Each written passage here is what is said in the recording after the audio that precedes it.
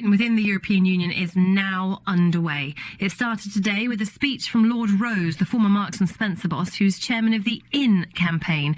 A rival campaign started on Friday to take the UK out of the EU. Earlier, I spoke to two of our North West Euro MPs, the Conservative Sajjad Karim. He spoke at the event today as part of the In campaign, and I also spoke to Paul Nuttall from UKIP, who wants Britain out of the EU. They had what can only be described as a lively discussion, most of which I have decided to play you. I asked Sajjad Karim why people in our county should care about staying in the EU. My view is that our nation's interests are best served by making sure that we have our place at that European family table, and that from there we operate on a position of leadership within Europe. And of course, with Cumbria having such a large agricultural and rural community, the benefits of EU membership have been clear for all to see over many years. So that's the regional aspect, but there is a much wider countrywide basis as well. Well, let's just stick with the regional aspect for now. Paul Nuttall, what do you make of that? In particular, farmers in our county will benefit from staying in the EU. Well, consumers don't, because being a member of the European Union means we've signed up to the Common Agricultural Policy, which forces up the price of food, not just in Cumbria, but right across the country. And look, as a result of much of EU legislation, you've had Cumbria basically desecrated with wind turbines, and they're going up more and more. In fact, there's more wind turbines in Cumbria than any other county in the country, and much of this is down to the European Union. But on a national level, it boils down to simply this: who do you want to make the laws that we abide to? Do you want it to be faceless bureaucrats in Brussels, or do you want it to be our politicians at Westminster? Who do you want to make rulings? Do you want it to be British judges? Do you want British law to have primacy over European law, or do you want it to be judges in Strasbourg? And finally, do you want to control our own borders? Do you want us to have the ability to say who we don't and who we don't want to come into our country? Sajjad Karim, that is all actually very simplistic, but in reality the situation is this: that if you want food security, then as a nation you are always going to make sure that you provide for that. And long before the United Kingdom was a member of the European Union, whenever it came to making sure that we had security in terms of food supply, we made sure that our farmers received the support that they required. And this is something that happens globally. So to try and blame this on CAP and try and turn this argument on its head, I'm afraid is a non-starter, because the consumers that Paul is referring to are actually citizens. They are British citizens that want to have food security, and that's how that is provided. On to the other points that Paul has mentioned, when he talks about judges in Strasbourg making the decisions. Actually, this is the point about control, isn't it? Leadership and control. I'll come on to that. When he talks about control being elsewhere, particularly he gives the example of judges in Strasbourg making decisions. Well, actually there he's referring to the European Court of Human Rights, which is a completely separate body to the European Union. It is a European Council that he is referring to, and whether we're in the European Union or not, we remain members of the European Council of Human Rights. So he's making factually incorrect statements, which I'm afraid they've managed to drip feed over many years into the psyche of the British people.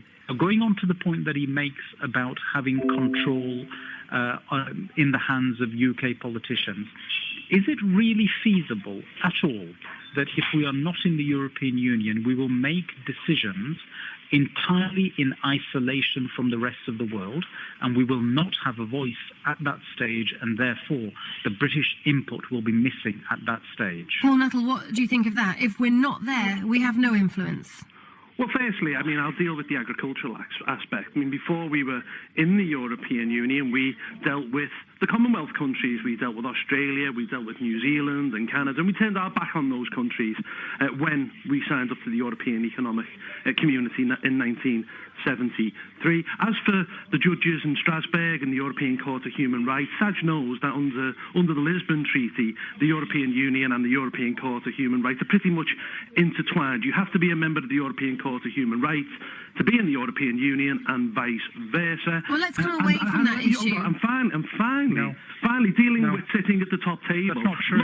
Look, it is true, actually. Cannot be a member of the European Union. European not signed up human to the rights. ECHR. Gentlemen, I do not can't hear have to- either of you because you're speaking over each other. Let me Sajjad Karim, let Paul There are many Nuttall come back to The you. final point. There are many countries that are members of the ECHR that are not in the Yes. European Union. But there is nobody Many who's a of member them. of the European Union who's not a member of the ECHR. But if To be we a are member not of the EU, in the you have to be European signed up to Union, the ECHR, you know that. if we are not in the European Union, it doesn't mean that we automatically are out of the ECHR. Oh no, we as can well. no, we can pull out of that independently, and then we can rip up the Human Rights Act and get back to a bit of a The bit Human of Rights sensibility Act actually here. has got You nothing know, to do with hold that. on. That's a British This has Act. turned into a very messy discussion. Both of you be quiet, please, or I will simply shut your microphones. Please, both of you be quiet for a moment while I bring I'm some shutting up. focus to the discussion. I'm shutting up. We were dealing with the idea of influence. Yeah. And if we're not in the EU, we would have no influence. On a very basic level, Paul Nuttall, can you address that point? Oh, I can. We're the sixth largest economy on the planet. We have another organisation out there who we should have stronger links to, which covers 20% of the globe, 20% of global trade, for example, a quarter of the world's people. It's called the Commonwealth. I mean, we can't have free trade agreements, which we signed, the British, with countries like India and Canada and Australia. They're signed on our behalf by a European Union, and we don't even have our own on the World Trade Organisation. Look, Sajjad Karim, Sajjad Karim. Let me finish. Please, I must Sajjad, come in and deal Sajjad, with hang this. on. Sajjad, let me finish. Go on. You Go know, on. outside the EU, we would be richer, we would be saving the membership fee, we could rip up much of EU regulation and red tape, which tie the hands of small businesses. None of we which would be is able true. To control I do our not know own any of those borders. things We because would be it's able not to true. reignite our links It's with not the true. Anglosphere. Please let me You know, come in and deal with these points Paul one Nuttall, it's one time at a Sajjad time. Karim came Please, in. one at a time. This red herring that the Commonwealth is just waiting to embrace us with open arms, let me deal with that. In terms of India, I keep being told that the Indians will very happily and very easily and immediately sign up to a free trade deal with us if we are not in the European Union. Now, I have been dealing with with India from a EU platform and a UK platform for the past 10 years, and they have never given any indication that they wish in any way to sign off a free trade agreement with the United Kingdom. In fact, much to the contrary.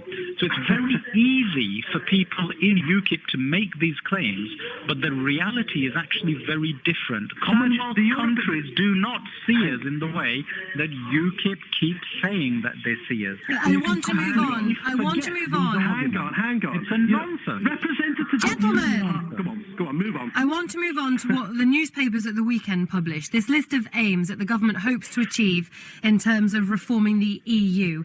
Is there anything radical in there? Paul Nuttall, I'll come to you first. No, it's a complete joke. I mean, what Cameron is proposing is actually weaker than what I even expected. There's no mention of the common fisheries policy, a policy which has halved the size of the British fleet since the 1970s. There's no mention of controlling our borders. There's no mention of reducing the membership fee. There's no mention of anything really of any substance. And what he'll do is he'll get agreements on these 4 so-called red lines, such as that Britain won't be part of an EU superstate, or that the 19 countries within the euro won't bully the 9 who are out, and he'll try and sell that as a victory. In fact, it doesn't add up to a row of beans.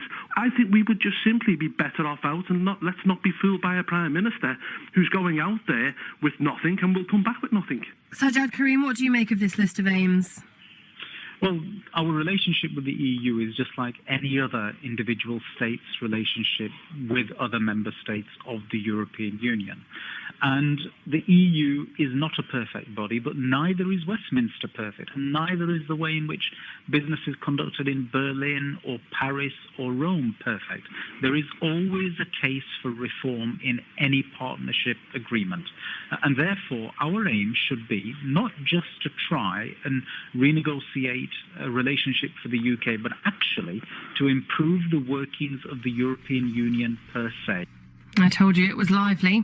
That's 2 of our Northwest Euro MPs, the Conservative Sajjad Karim, who wants in, and Paul Nuttall from UKIP, who wants Britain out.